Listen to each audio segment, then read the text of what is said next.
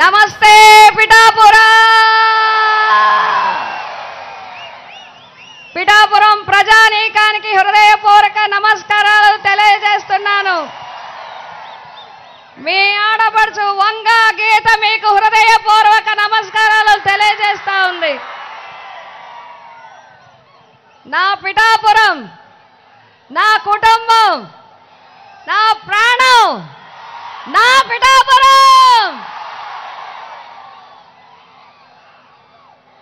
ఎంతో ఆదరణతో, ఎంతో అభిమానంతో చిన్న వయసు నుంచి నన్ను దీవించి ఈరోజు దేశ స్థాయి వరకు నేను పదవులు చేయగలిగాను అంటే పిఠాపురం ఆశీర్వాదం అని చెప్పి తెలియజేస్తా ఉన్నా. పిఠాపురం అన్నదమ్ములారా, అక్క చెల్లెల్లారా, ఆడపడుచులారా, యువతి యువకులారా, పెద్దలారా, అన్ని వర్గాల వారు, అన్ని మతాల వారు, అన్ని కులాల వారికి మీ వంగా గీత మరొక్కసారి ప్రణామాలు తెలియజేస్తా ఉంది. నా అదృష్టం మీ అందరి తరఫున, నా తరఫున కూడా వైఎస్ జగన్మోహన్ రెడ్డి గారికి మళ్ళీ నాకు మీకు దగ్గరగా పనిచేసే అవకాశాన్ని ఇచ్చినందుకు హృదయపూర్వక ధన్యవాదాలు తెలియజేసుకుంటా ఉన్నాను. పిఠాపురం నియోజకవర్గం 21 నియోజకవర్గాలు ఉన్నప్పటి నుంచి చాలా చిన్న నియోజకవర్గంగా ఉంటూ వచ్చింది. ఇంచుమించుగా 1952 నుంచి 2024 వరకు ఎంతోమంది ఎమ్మెల్యేలను, ఎంతోమంది ప్రజాప్రతినిధులను అందించిన నియోజకవర్గం పిఠాపురం నియోజకవర్గం. ఈ పిఠాపురం నియోజకవర్గానికి అన్ని రంగాలలో అభివృద్ధి చేయడానికి కట్టుబడి ఉన్నాం. అడుగుతున్నా నేను, ఆడవాళ్ళని ప్రశ్నించే ముందు మిమ్మల్ని మీరు ప్రశ్నించుకోండి. కరోనాలో మీకేం తెలుసు? కడుపుతో ఉన్న బిడ్డలకి, తల్లులకి కరోనా వస్తే పుట్టిన బిడ్డకి తల్లిపాలు లేకపోతే ముసుగలేసుకుని, కోట్లు వేసుకుని హాస్పిటల్లో కూర్చుని డాక్టర్ సాయం తీసుకుని కరోనా లేని తల్లుల్ని బతిమాలి బిడ్డలకి పాలిపించింది నేను. కరోనా పేషెంట్లకి చూసింది నేను. 2 సార్లు కరోనా వచ్చినా జనరల్ హాస్పిటల్లో ఉండి పేషెంట్లు చూసింది నేను. ఇంత అవమానిస్తారా? ఇంత వెటకారం చేస్తారా? రాజకీయాల్లో చూడాలి. వర్మ సోదరుడు అంటారు ఏసీలో తిరుగుతున్నారంట. ఏసీ వంగా గీత గారు ఏసీలో తిరుగుతారు, నియోజకవర్గానికి రారు. 2019 కాదు, నేను చెప్తున్నాను 1995 నుంచి, అప్పుడు ఉండొచ్చు ఉండకపోవచ్చు, యూట్యూబ్లు చెక్ చేయి, వాట్సాప్లు చెక్ చేయి, సమాచార చట్టం చూడు, జీవాలు చూడు.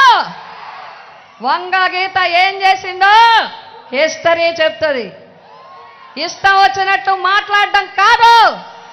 నేను ఇప్పుడుకొచ్చి ఎవరిని పర్సనల్గా మాట్లాడలేదు, ఇప్పుడు కూడా నేను మాట్లాడలేదు.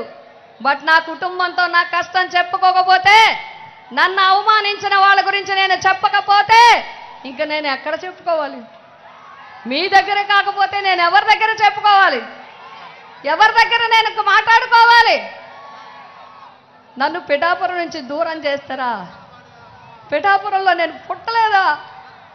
పుట్టడం నాకు తప్ప. ఎవరెక్కడ పుట్టాలో ఎవరు చెప్తారండి? ఎవరికి ఉంటుంది? ఎవరు రాస్తారు పుట్టడం గురించి? మన చేతిలో ఉంటుందా పుట్టడం? చెప్పండి, ఎవరి చేతిలో ఉంటుందా పుట్టడం అనేది? ఎవరి తల్లిదండ్రులకి పుడతావో మన అదృష్టం ఎలా ఉంటుందో ఎవరికి తెలుసు? నువ్వు ఇక్కడ పుట్టలేదు, నువ్వు ఇక్కడ పుట్టలేదు, నువ్వు ఇక్కడ పుట్టలేదు. మీరేమైనా పుట్టారా? 2009 వరకు నియోజకవర్గం జగ్గంపేట. వంగా గీత పోటీ చేసినప్పుడే ఆ నియోజకవర్గం ఇక్కడికి వచ్చింది, నీ గ్రామం. గుర్తు తెచ్చుకోండి. 2009లో దొంతమూరు ఇందులో చేరింది. అదృష్టవశాత్తు 6 గ్రామాలు కలిపితే అందులో వచ్చి చేరింది. చేరితే ప్రజలు ఏం చేశారు? పిఠాపురం నియోజకవర్గం ప్రజలకు తెలీదా?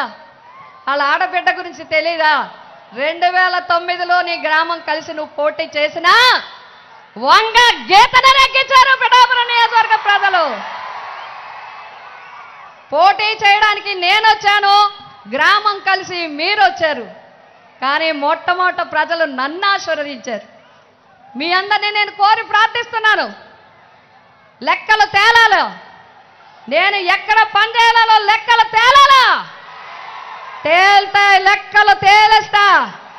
మీరు అందరూ కూడా తేల్చాలి.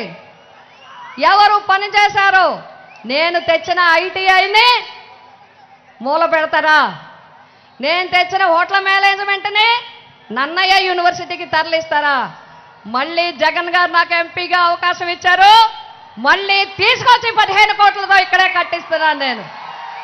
ఇది వంగ గీత అంటే. వెటకారం చేస్తున్నారా? ఆడవాళ్ళు రాజకీయంలో రావడం, స్వతంత్రంగా పోటీ చేయడం. నేను అందుకే మిమ్మల్ని కోరుతున్నాను,